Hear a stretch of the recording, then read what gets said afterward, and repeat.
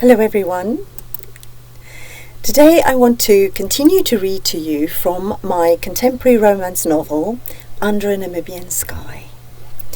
So, Chapter 2.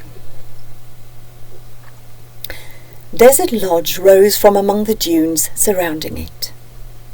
The figures of people waiting to welcome him and Santina became clearer as Luca manoeuvred the plane towards the landing strip. The sight of the tall young woman standing next to the old native man was a welcome surprise. Luca hadn't expected to find such feminine beauty here in the desert. But only after he'd landed and walked closer to her did he see she wore no makeup. Striking without it, she didn't need any. Hers wasn't the in-your-face kind of beauty. Instead, it was her powerful spirit shining through her green eyes that were instantly attractive. Her long, straight blonde hair formed a halo around her head, casting her as a goddess in this seemingly desolate place. Her casual clothes, clearly a uniform of sorts, exposed as much of her gorgeous body as was decent. The curves of her breasts peeped shyly over the vest top. Luca drank in her long, toned legs, clad in tight green shorts, ending in sturdy walking boots. A killer combination for him. Even more alluring was that she seemed unaware of her beauty. She seemed so different from the models he sometimes had to work with in advertising campaigns for new Armati supercars. Luca fervently hoped she wasn't the superficial, vacuous sort those beautiful models often turned out to be, in his experience at least. It had always confused him. How could such lack of depth live in such beauty? Some were rather manipulative. He'd experienced their ulterior motives while they pretended to be in love with him. All the while, what they'd craved was the small amount of limelight his name, wealth, and lifestyle could give them. He developed radar for those kinds of women. But as he stood before this woman, the intensity, the intelligence, the innocent sincerity, and the sensuality that shone from her eyes was what struck him most. She was young, yes, but no pushover. Her strength was clear in her eyes. Luca couldn't resist getting closer to her and was grateful that the European way of kissing her on each cheek allowed him to do so. He breathed in her scent of honey and apples and sunshine. Did he imagine the increase of her breath at his quick, soft kisses? When she stumbled back, he touched her elbow. He found her skin soft under his hand, but such electricity coursed through his body at their touch, he almost snatched his hand away. Somehow, he couldn't refrain from continuing to touch her, though. She was his flame, and he was the hapless moth, circling closer and closer. What was he doing? Luca shook his head. What was he thinking? He had no time for this kind of thing. He hadn't come here looking for romance or love. Yet he couldn't deny his response, his body's response to her. Of course, he'd known many beautiful women and bedded several too, but none had ever affected him in this way, and so quickly. He wasn't ready.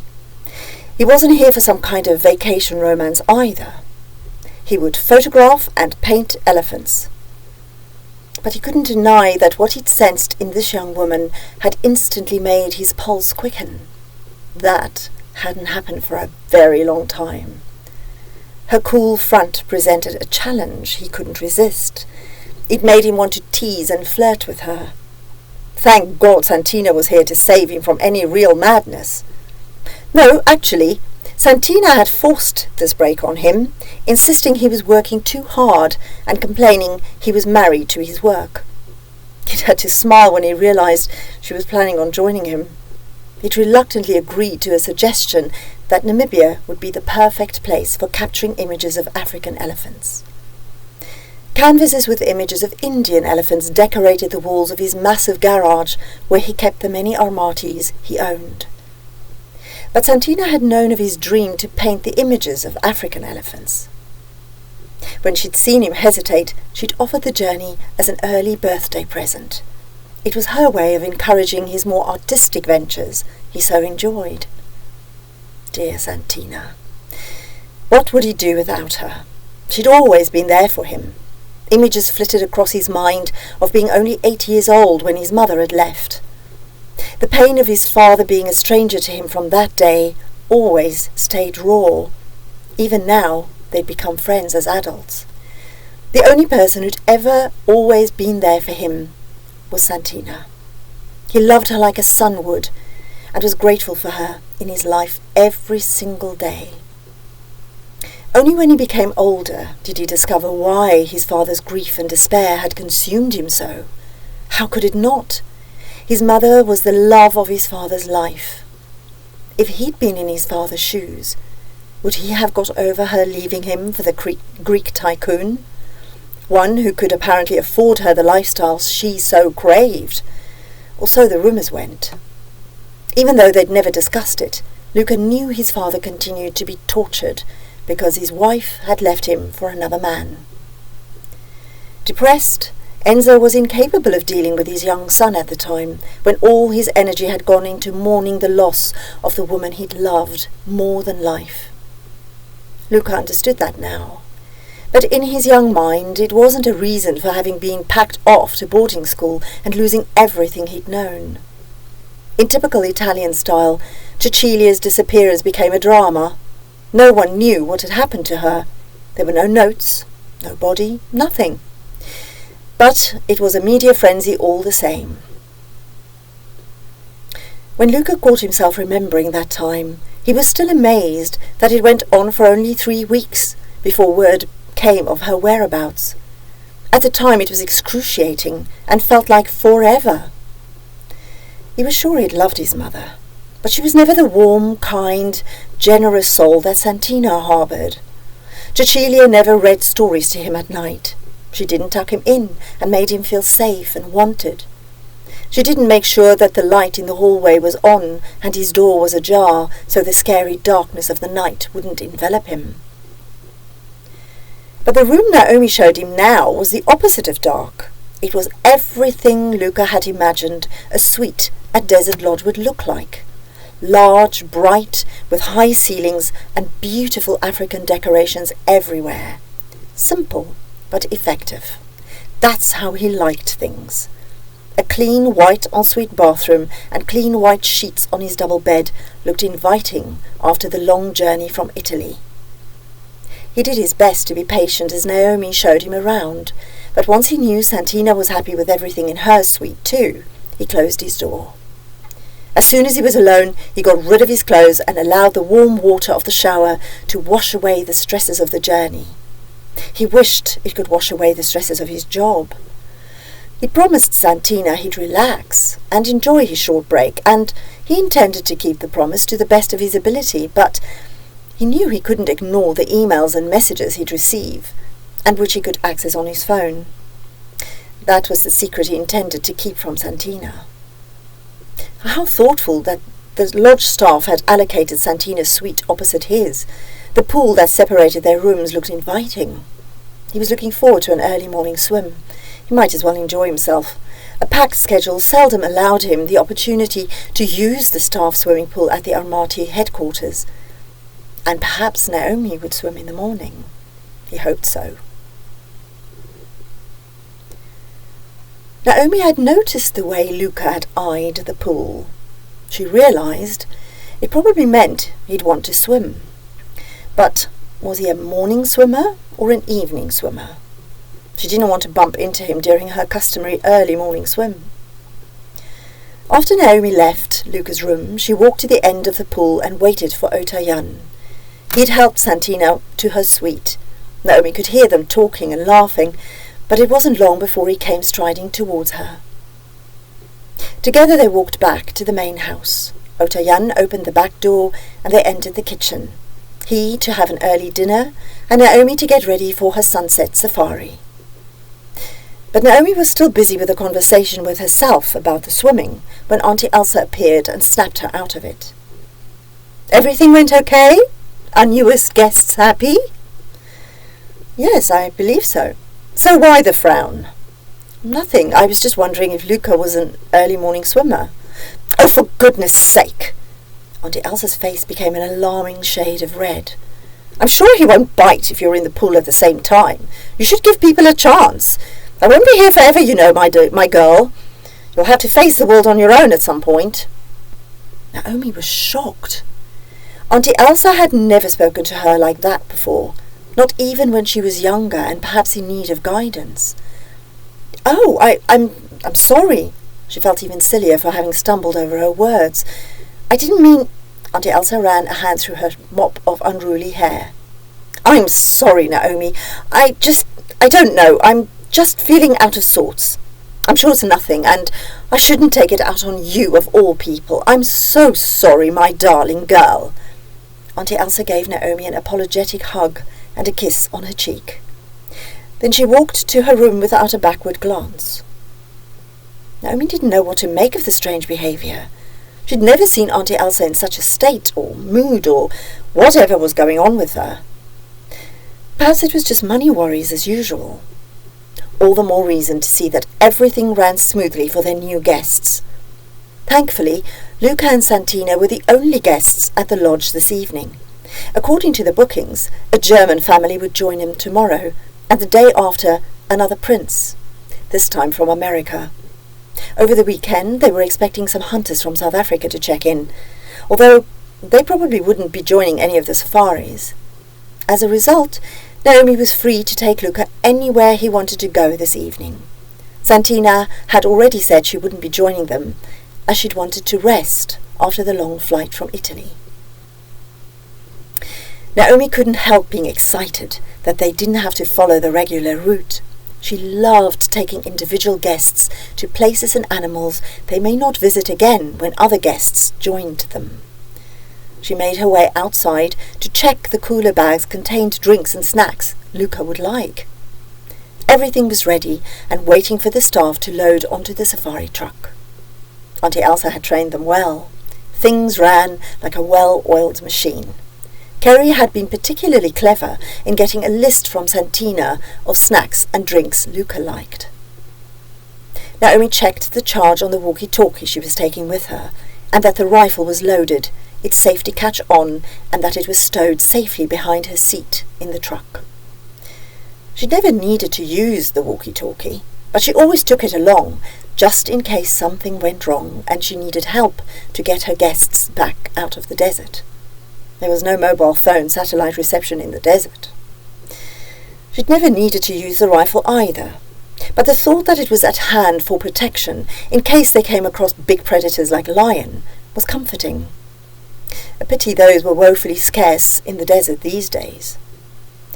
Satisfied everything was in order, she went to her room to get a light jumper in case the evening got cooler.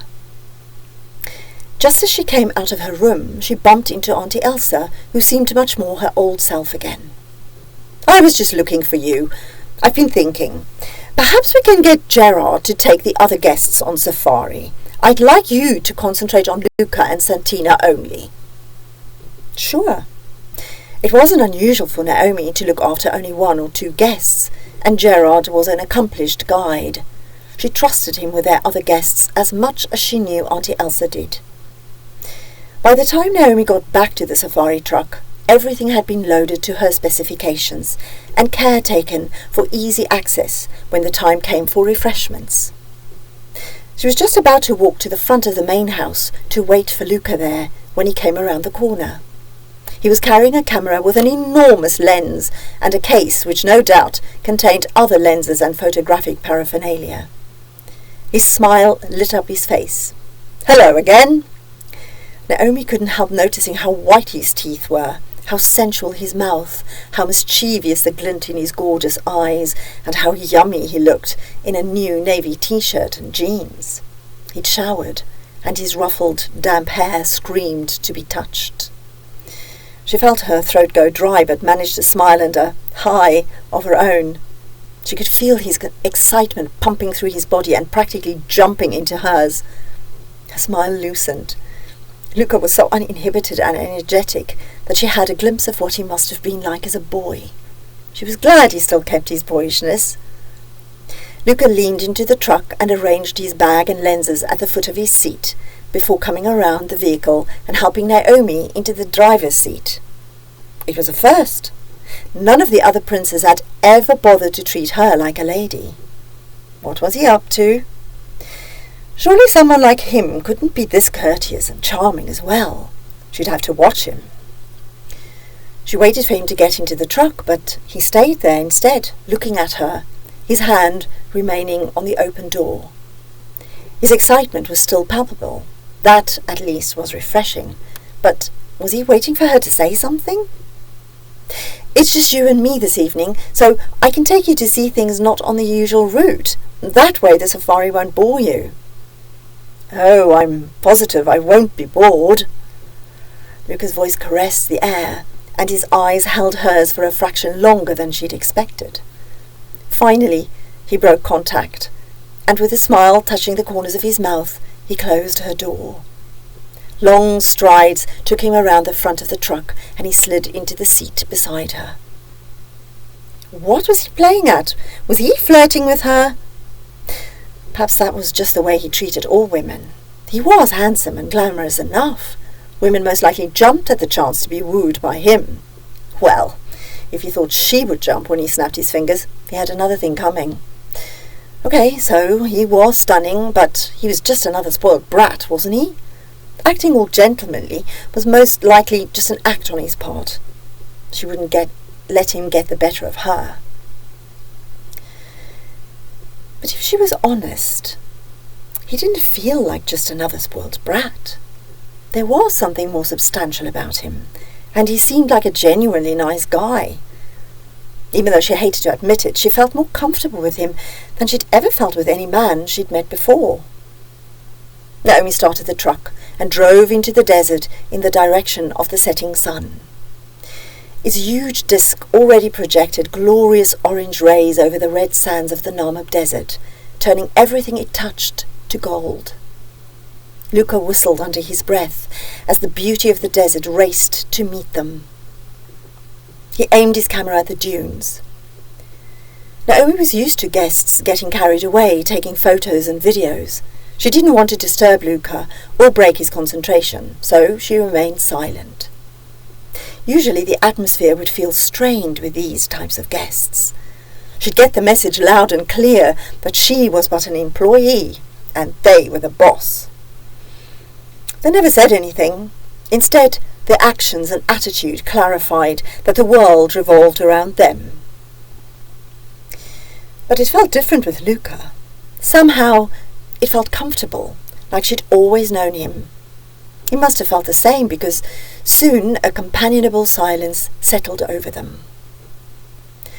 After travelling for a little while, Naomi turned off the path they'd been following and drove into the unspoiled dunes. Above them, oranges, reds and pinks from the sun's palette was lacerating the blue of the sky. The last of its rays were dancing a battle in beauty to stay with them.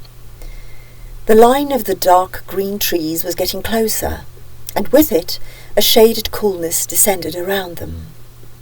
Luca's voice carried a note of concern as he continued to click feverishly with his camera, evidently unwilling to miss even the slightest thing. "Will we see the sunset from here?" "Oh, yes. Beyond the line of trees is a slight opening. I plan to take us to the top of the dune, just there. Can you see it?" Naomi pointed towards the opening among the trees where a dune nestled and formed a hill higher than the surrounding dunes. "But I'll stop over there for a moment first. It will give you great shots of the zebras and the giraffes grazing under the trees." Surprised, Luca looked up from his camera. "I didn't even see them. Their camouflage is perfect." As they drove nearer, Naomi sucked in her breath and whispered to Luca to stay very still. He did what she asked without debate, but a questioning look told her that he hadn't yet noticed the elephant bull that was standing under one of the big old acacia trees. It was a massive animal with huge tusks. He stood there like a silent, giant, grey ghost. Only the slight movement of his ears indicated he was cooling himself. His trunk plucked the small, juicy leaves from among the thorns with such gentle dexterity that they didn't seem sharp at all. Naomi touched Luca's arm to focus his attention where she was pointing at the elephant. She let go the moment she knew he'd seen it, but not before she'd felt the tense excitement in his arm. His emotions had to be contagious as happiness suddenly washed through her. She was glad she followed her instincts and brought him here to his first sighting of an African elephant. It was worth seeing the delight and joy on his face. Luca was all concentration as he focused his camera on the elephant. Click after click told Naomi he was taking many pictures before he swapped the lens for an even bigger one. Evidently, the bigger lens was to shoot close-ups of the enormous animal. When Luca had the pictures he wanted, he sat back in his seat and blew out a soft breath, smiling all the while. He leaned towards her. "That was amazing! Thank you!" His whispered breath lifted some strands of her hair from her ear, and she gave a little shudder. It was a new sensation. The tiny tickle felt too intimate for her liking. She moved away from him. Perhaps being out here alone wasn't such a good idea after all. She would try to get the safari over with as quickly as possible. "Are you ready to move on?" He nodded. Slowly, so as not to spook the animals, she turned the truck and drove to the dune she'd pointed out earlier. Once they reached the top, they could see the line of trees with the animals below and behind them, and ahead the miles and miles of dunes cast partly in shadow as the sun was busy setting spectacularly.